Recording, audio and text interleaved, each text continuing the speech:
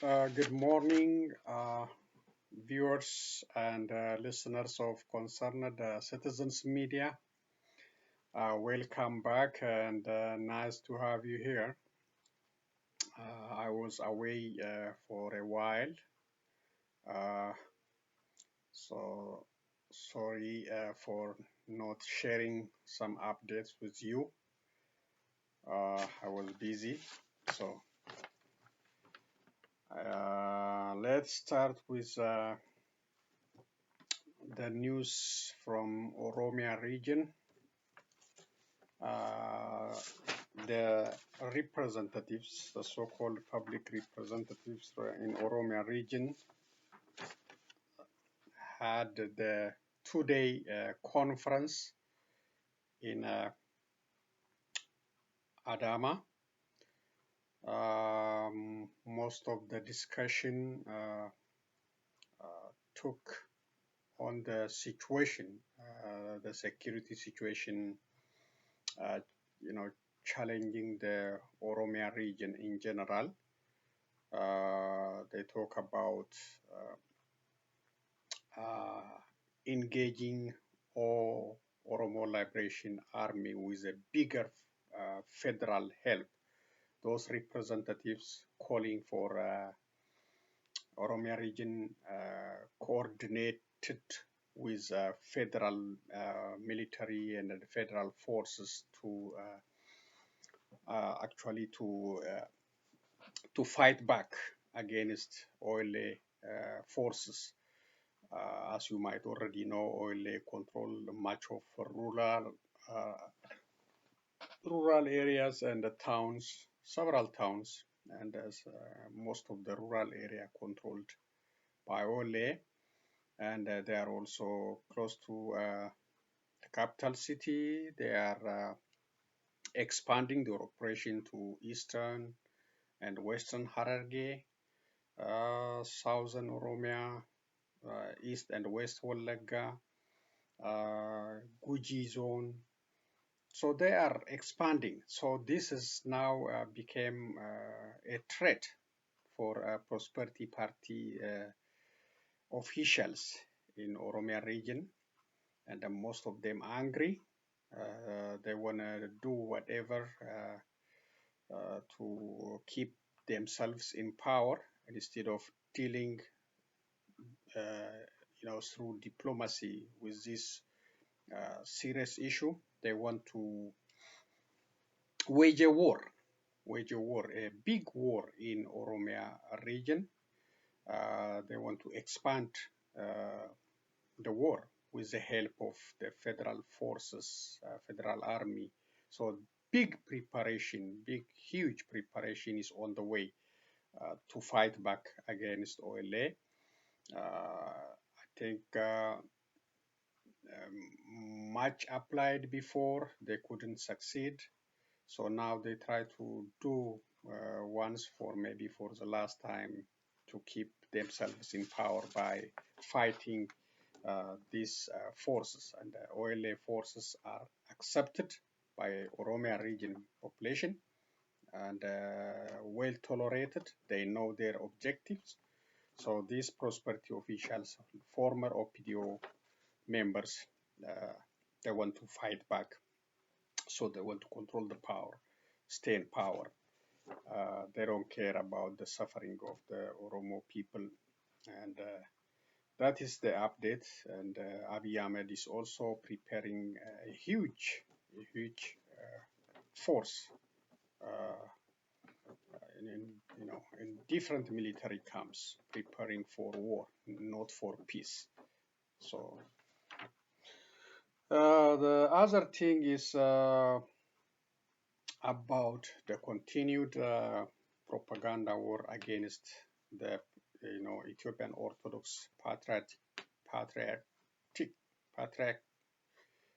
I can't say this word, Abuna Matthias, and this patriarch spoke openly, strongly against the genocide happening in Ethiopia, all atrocities happening in that country under Abiy leadership. especially he condemned with the strongest term the burning of Tigrayans in Benishangul Gumuz. So now he is faced with so many propaganda against him, including propaganda by Daniel Kibret, Prime Minister advisor, and he's also not friendly guy. He's not supposed to be there, but the whole group is messed up anyway. But this guy is saying this patriarch is against Ethiopian Orthodox Church, and he is saying all bad things about this patriarch for speaking up, for expressing his concern what is happening in that country. Things never happen in Ethiopia, happening today. People are encouraged to roast human flesh and eat, or burn human being on a live video. So he condemned it with the strongest term. Now he's facing the consequence of it, but that's expected. And concerned citizens media is happy for speaking up, for saying things as they are. Genocide is genocide, nothing to hide. And what is happening in Ethiopia is outrageous brutality and genocide. What the United States is waiting to declare it. They declare genocide in Burma against those military officials. They're supposed to declare in Ethiopia too. Ethiopia is facing with genocide under Abiy Ahmed leadership. And the other thing is the conflict in between TDF and Afar forces continue. Afar's forces blocking humanitarian aid not to go through to Tigray. They are doing all these activities. The conflict continues also in western Tigray. The war is still continuing in that area too. And the diplomatic engagement, unofficial, all these propagandas, talk between Dr. Debretsion and Abiy Ahmed, all this is not true. So nothing is positive coming out. Nothing is changed. Conflict is still continuing in that area. Ukraine war. The Ukraine war, as you might already know, is a devastating war. The country is burning in general, and the people are, suffering. Ukrainians suffering. Fled the country. About 3 million already out, and more displaced internally. So many civilians are impacted, and the cities like Mariupol and other cities are under the Russian siege. Russia uses heavy military weapons, including hypersonic missiles. So the situation is very, very dire, and discussion never produced anything. Sanction never produced anything. The war still continue. Tomorrow, I think United Nations will have another emergency meeting on this situation, but nobody is, able to stop Mr. Putin from waging the war. So people are dying, including Russians. According to Ukrainian officials, about 14,000 Russian soldiers died. Russians lost so many tanks, airplanes. So this is happening, and Russians couldn't control, you know, despite all the destruction of these high-rising buildings, couldn't secure uh, the control of the cities of Ukraine, because everything is there now. The weapons, human resources there, unless unless they finish all of them. Very hard to control. So I don't know. I don't know. Installment, installment. They couldn't control it. They are bombing. They are destroying the city, and they are not changing their position. In the meantime, Ukraine is burning. Okay. Former Secretary of State Hillary Clinton and Jan Psaki of White House Press Secretary, both of them tested positive for COVID-19. So I hope they will recover very soon. Let's continue to other reading materials. Thank you again for joining me, March 23rd, 2022. The first one is about HR 6600, and Ethiopia is very nervous about this bill, and there is a very strong bill. If it's approved, it's going to be put maximum pressure on Prime Minister Abiy Ahmed administration. So now the ambassador Fitsum Aragga called on the diaspora community to stand against this bill, and also here Deputy Prime Minister Demek McConnell warning the United States not to pass HR 6600. So they are frustrated and worried. If this bill passes, it could be the end of Prosperity Party. Really, very strong bill. Let's read what it says. Ethiopia warns that HR 6600 severs relation with the United States.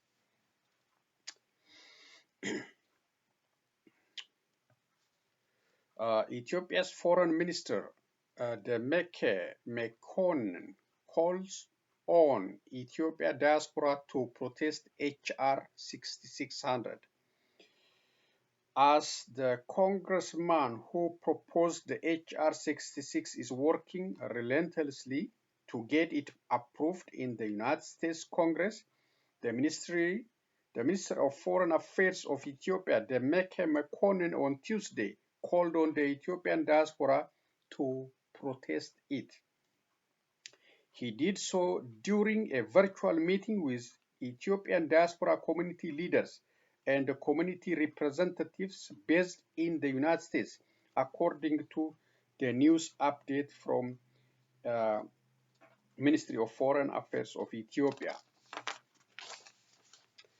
HR 66 and S3199 are drafted to nullify the struggles and regress achievement of Ethiopia all over the world in protecting the sovereignty of their country, said Mr. Demeke, as cited by MFAE. He added that the resolution are designed to make the country dependent on the goodwill of others to advance its political, economic, and security interests, besides severing the relationship between Ethiopia diaspora with homeland.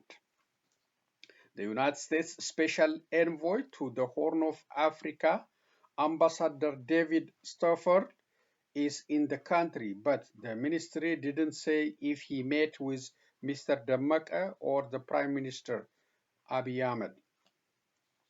Outgoing Ethiopian ambassador to the United States, Ambassador Fitsum Aragga, talked about the importance of all forms of communication to reach out to senators and the members of the Congress to ensure that they understand that the bill, if passed, will sever relation between the two countries. Mr. Dammaka remarked the United States and Ethiopia should rather strive to further cement their historical and long-standing ties, but Ethiopia would not accept hand-twisting attempts, stressing that the protection of the country's sovereignty is not negotiable. The United States had been pursuing sanction regimes against Ethiopia via the Security Council, an attempt that was vetoed by Russia and China. Undue pressure from the United States that is believed to be motivated by making the Tigray People's Liberation Front politically relevant has been fiercely resisted by Ethiopians around the world. Excuse me. Apart from tacitly aiding the TPLF, the United States has been attempting to put pressure on Ethiopia to sign GERD agreement with the intention to advance Egyptian interest. So they are blaming the United States, accusing the United States as a supporter of TDF or TPLF. So they did all through demonstrations, through government officials, through the diaspora community. So, and still continue their accusation. Thanks to Burkina.com for this news. So they are very, very nervous about this HR 6600 and S. The other one is S. HR 6600. Yeah, there's another one is I don't know. Okay, but there are two bills, and they are on the way, and so they are very strong. I hope they will pass. If if these two bills pass, especially HR 6600, it will be a chokehold for Abiy Ahmed administration. It will be the end of genocide and all kind of atrocities happening on Ethiopians by these prosperity parties. I hope it will pass. We'll follow it and we'll report to you. It's very serious, but the Ethiopian authorities, prosperity party, are very nervous.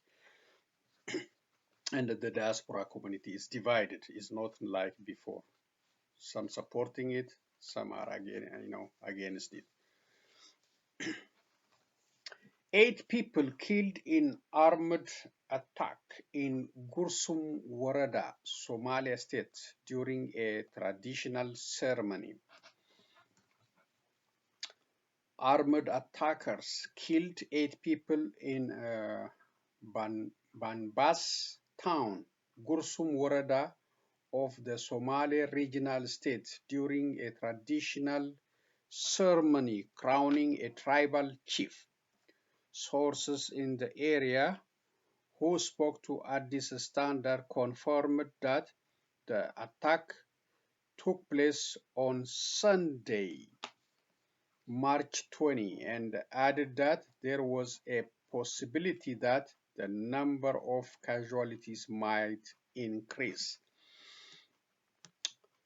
While details about the ceremony, the nature of the attack, and the identity of the attackers remain sketchy, multiple sources, including the region's main opposition party, the Ogaden National Liberation Front, ONLF, accused Somali region state forces of carrying out the attack.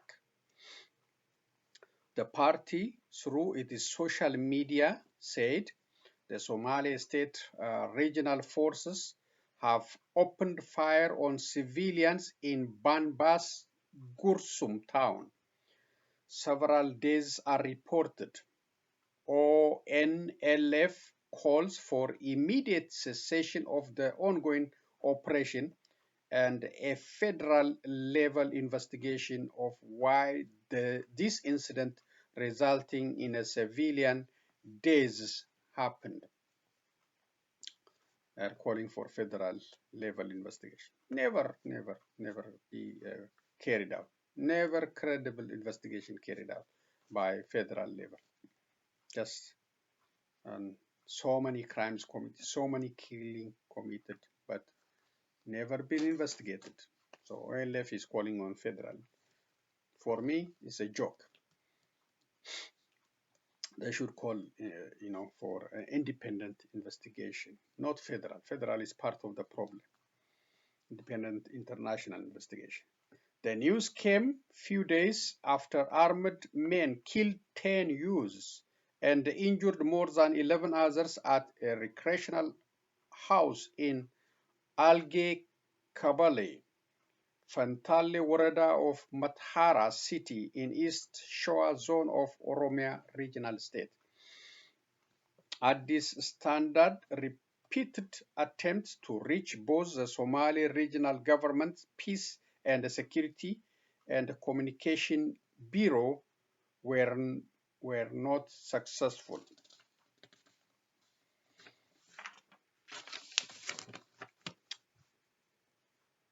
Council of Ministers approved bill on Ethiopia-Turkey military cooperation, including joint military exercise and anti-piracy collaboration. The Council of Ministers, in its fifth regular meeting held on Saturday, March 19th, approved a draft bill on military cooperation agreement with the Republic of Turkey, including agreement on joint military exercises and anti-piracy collaboration. The bill is subsequently sent to the House of People's Representatives for review and approval. According to the statement from the Council of Ministers, Turkey and Ethiopia have been close friends for centuries, and that Turkey has repeatedly affirmed its commitment to Ethiopia as an ally in need. Accordingly, the three agreements signed between Ethiopia and Turkey during the visit of Prime Minister Abiy Ahmed to Ankara in August 2021 were presented to the Council and discussed. The Council of Ministers said that the goals of the agreement were, among others, to create a framework for cooperation in education and training, joint military exercises, defense industry construction, cyber attack prevention, peacekeeping, military financial cooperation, and anti-piracy campaign.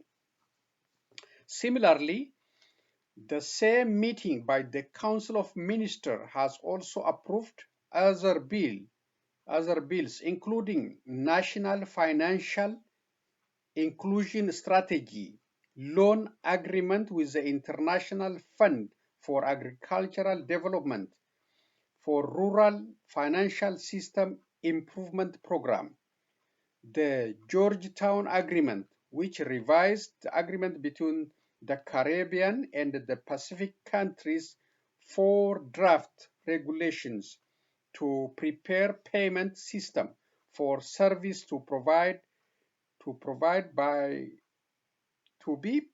be provided by civil society organization authority, Federal Police Commission, Immigration and Citizenship Services and Information Network Security Administration, and the 6th draft bill establishing the Ethiopian Sugar Industry Group, as well as Wenji Shoa, Matahara, Fincha, Kesem, and Balas sugar factories, and referred the bill to House of People Representative for review and approval.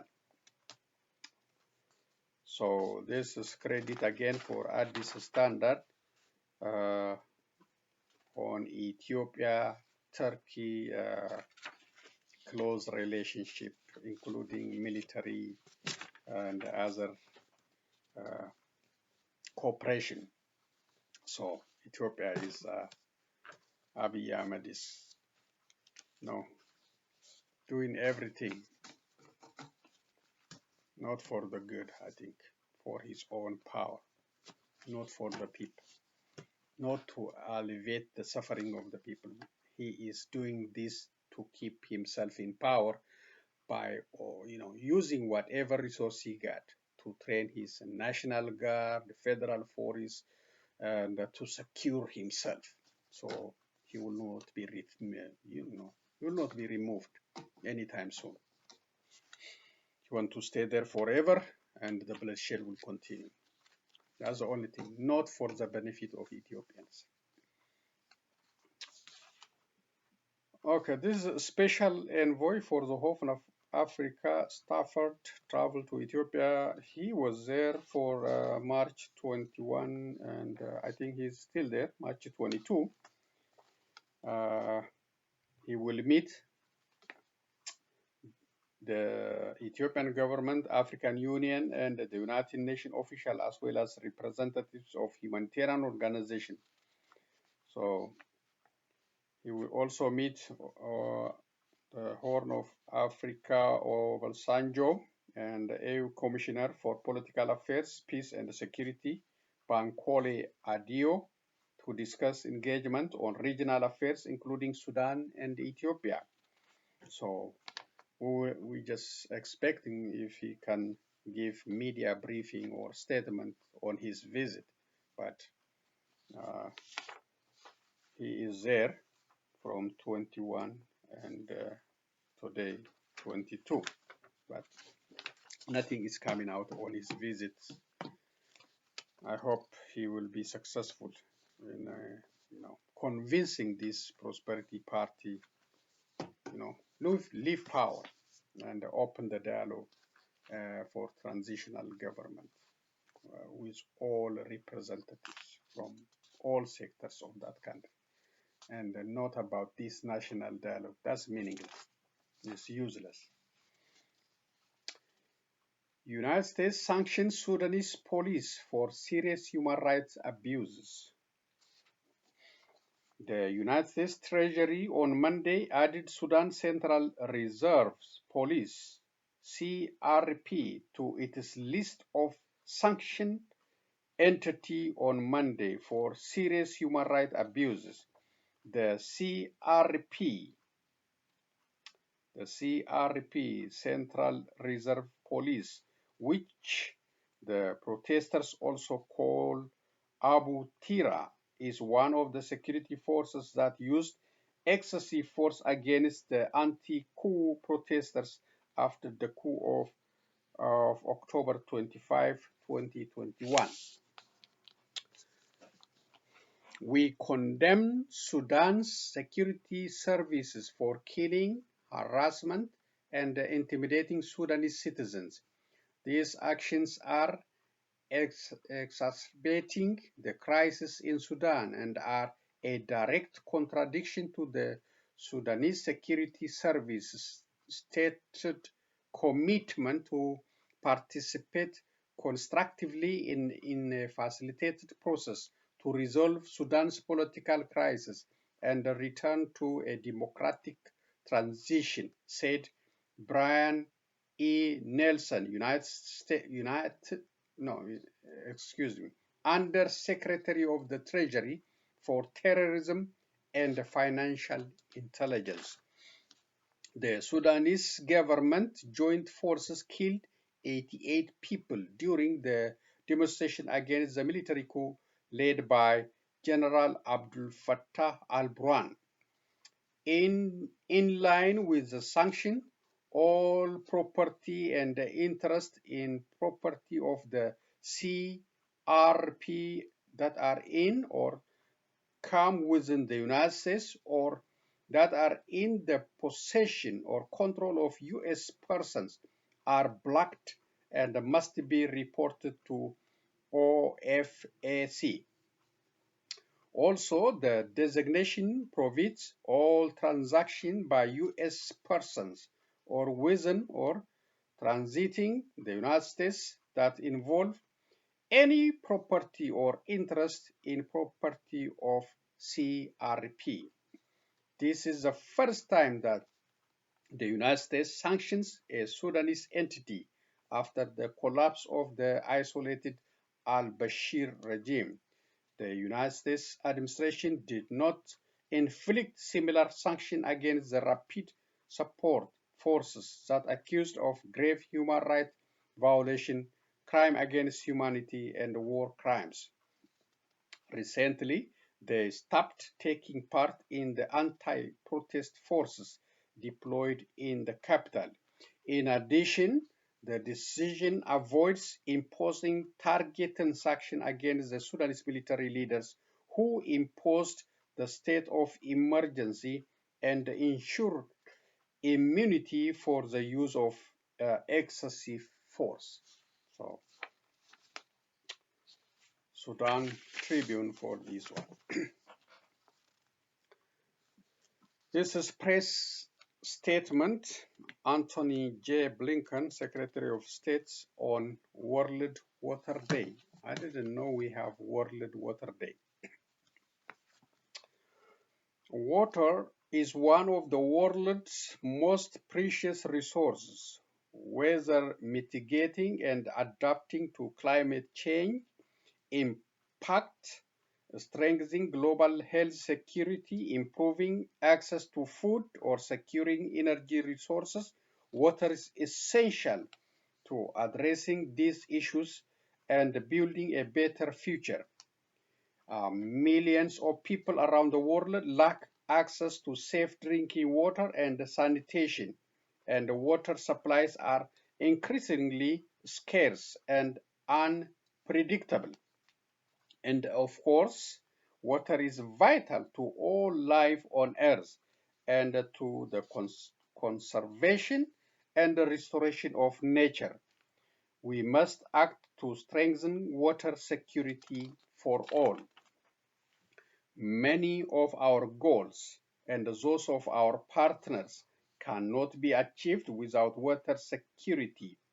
The United States is investing in water resources and infrastructure at home and abroad through the U.S. Global Water Strategy, a whole of government approach to advance our vision for water secure world. We are also integrating water security and water management into our climate adaptation efforts.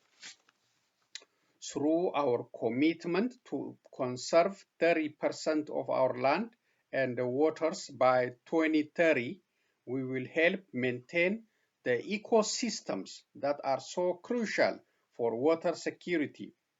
Additionally, the President's Energy Plan for Adaptation and Resilience will support climate adaptation efforts for more than half a billion people around the world. Investing in adaptation addresses immediate water challenges and builds a resilient future. On this World Water Day, we recognize that our future depends on protecting these essential resources, and we celebrate everyone who is working to build a more water secure world. U.S. State Department. Okay, now we know we have World Water Day. Okay, this is about Russian outspoken person uh,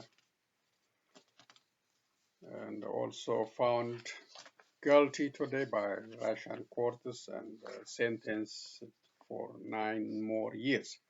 So this is from U.S. State Department Ned Price, or Ned Price Department spokesperson press release. Okay, let's see. Alexey Navalny unjustly convicted again. We condemn Russian authorities' politically motivated conviction and sentencing of opposition leader Alexei Navalny on additional spurious charges to 9 more years in highly secured prison. This outlandish prison term is a continuation of the Kremlin's years-long assault on Navalny and on his movement for government transparency and accountability. Of course, Navalny's true crime in the eyes of the Kremlin is his work as anti-corruption activist and opposition politician, for which he and his associates have been branded extremists by Russian authorities. Despite his near-fatal poisoning with a nerve agent in 2020 by Russian security service and his unjust imprisonment since January 2020, Navalny has continued to speak out against the Kremlin's suppression of freedom of expression in Russia and the increasing restriction on the ability of Russian citizens to access information and communicate freely with each other and the outside world. This campaign has intensified as the Kremlin seeks to hide the truth of its brutal war against Ukraine from its own people. More than 15,000 citizens of Russia have been detained for taking part in anti-war protests since February 24. Russia's communication authority has blocked access to nearly all independent news outlets and several social media platforms and threatened journalists and average citizens alike with jail time if they dare to discuss the war against Ukraine using anything other than Kremlin approved euphemisms. We urge the Russian Federation to immediately and unconditionally release Alexei Navalny and to end its campaign against his organizations and associates. Navalny's case is sadly one of many the Kremlin continues to brazenly pursue as it systematically ignores the constitutional rights of the Russian people and its international commitment to respect and ensure human rights and fundamental freedoms. Not more than ever, the people of Russia must be able to hear voices of courage and integrity that tell the truth about the Kremlin's wrongdoing at home and abroad. Thank you, the United States, for speaking up on behalf of democracy and the freedom of expression. Uh, and our government is coming closer to that, and all what Abiy Ahmed is seeking to build this good diplomatic relation with Russia, China, Turkey. All these people, they don't have any, and Eritrea, his best friend. These days, we don't know, but he's the one guiding him, counseling him to, ignore all the rules, all the court system, and arrest and release whatever, he think. Uh, so that's happening in Ethiopia. Law in order is broken, justice is broken, and he is engaged with Turkey and also looking relationship with China and Russia. This country, they don't have any freedom of speech.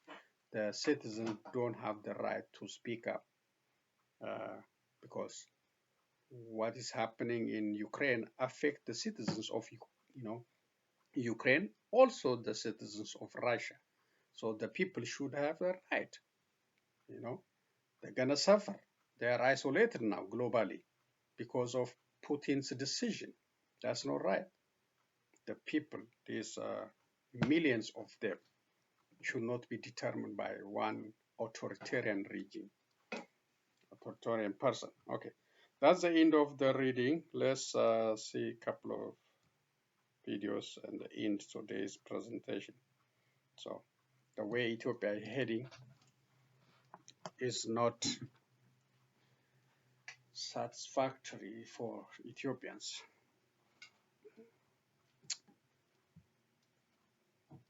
There we go. Let's share these videos. Okay,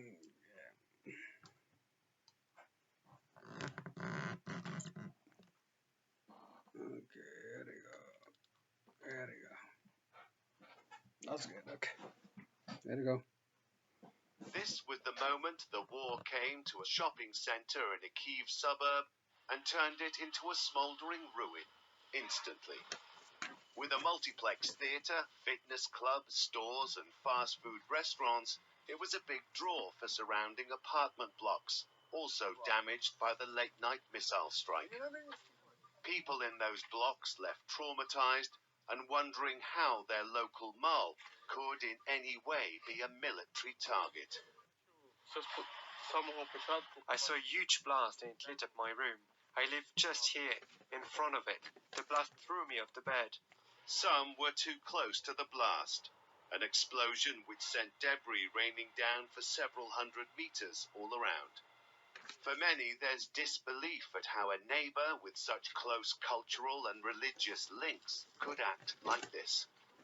The Russians have exhausted my limits for love. We call, as King David did, for righteous punishment. From Ukraine's president, another appeal for the world to come to his country's aid with economic retaliation against Russia. Будь ласка, військову машину. Please don't sponsor weapons of war for the country of Russia. No euros for the occupiers. Close all your ports to them. Don't send them your goods. With much of Russia's invading army being held on different fronts after apparent setbacks, it seems to be relying more on rocket and missile attacks able to reach all parts of Ukraine. Hypersonic missiles are super precise, very precise, and we destroyed underground ammunition stocks. The hypersonic missiles were fired from 1,000 kilometers and only took 10 minutes. A Russian deadline for Ukrainian forces and the besieged ruins of Mariupol to surrender was ignored. There have been continued problems for some of the thousands of people still inside the city to get out, but humanitarian corridors agreed between the two sides have been operating elsewhere in Ukraine. Still in the south, Mykolaiv remains a hotly contested front line and the link to the far more strategically important city of Odessa. A house there destroyed by shell fire, with more shells falling in the seas off a shoreline that could become the next battleground in this seemingly relentless conflict. Rob McBride, Al Jazeera, Lviv. We buy any car. We buy any car. We buy any car. Any. On this same subject, I want to point out a difference between you and a couple people that have sat on the Supreme Court. Justice Breyer said that a structural alteration of the Supreme Court motivated by a perception of political influence can only feed the perception of political influence, that's my parenthetical, further eroding that trust. Justice Ginsburg also cited court packing as being quote-unquote a bad idea. Court packing is creating new seats for political purposes for a president to appoint more judges. Do you agree with Justice Breyer and Justice Ginsburg that court packing is a bad idea? Before you respond, I'd like to say that you say this question should be left to Congress as a policy issue. I reiterate that sitting Supreme Court justices have spoken on that matter, so I don't think it'd be inappropriate for you to do if other people sitting there have said that it's a bad idea. Well, respectfully, Senator, other nominees to the Supreme Court have responded as I will, which is that it is a policy question for Congress. And I am particularly mindful of not speaking to policy issues because I am so committed to staying in my lane by of President Joe the Biden system. Because I'm just not willing to US speak to Supreme issues Court. that are properly in the She will be province making history if of she's this approved, body. the first African Then I would interpret your answer, and you don't have to respond woman, to this, but I think you're saying first Breyer African and to be Ginsburg should not have stated their serving in views that on that capacity, issue. the highest court on the land. During his opening statement yesterday, one member of this committee suggested that the Supreme Court has been bought by dark money groups. Do you agree that the Supreme Court has been bought by dark money groups? Senator, I don't have any reason to believe that that's the case. I have only the highest esteem for the members of the Supreme Court, whom I hope to be able to join if I'm confirmed, and for all of the members of the judiciary. Thank you for that answer. I'm going to go to international law. During an ABA... The images were heartbreaking. 5 years ago, thousands killed, hundreds of thousands forced to flee to neighboring Bangladesh. The stories they told of indiscriminate killing, rape, and arson.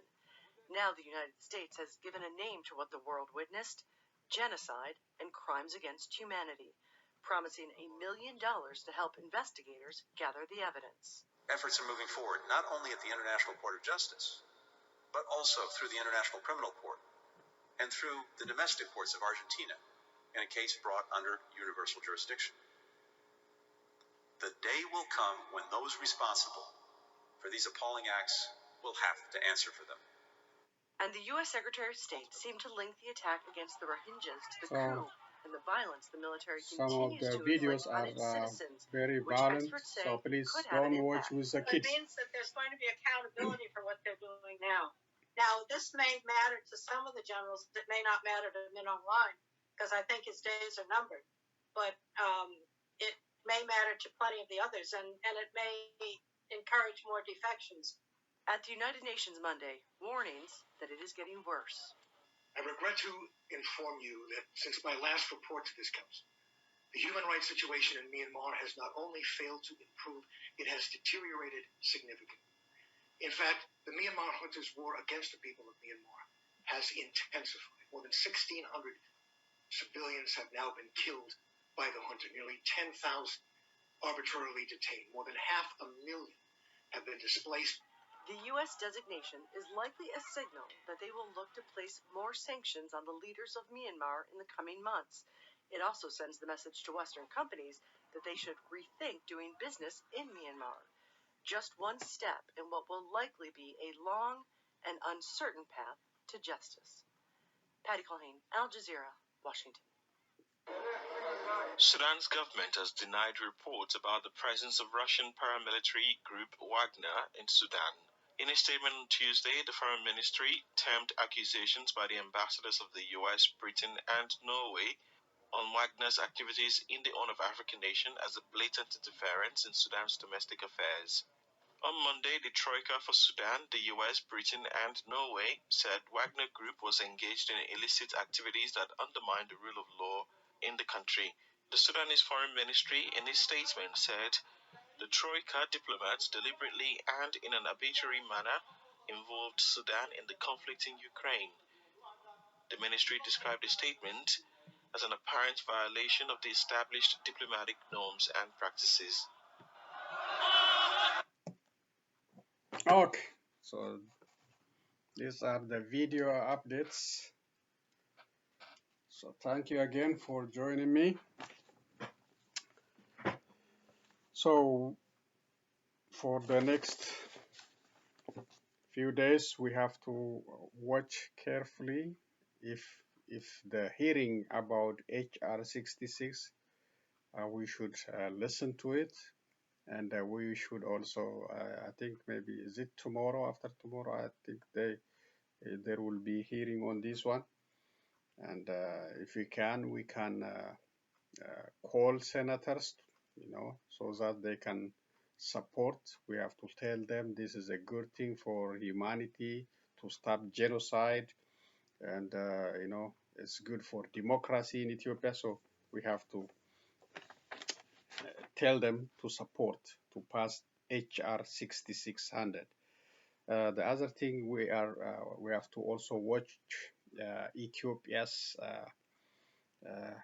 direction for the future, its relationship with Turkish military training and other information sharing.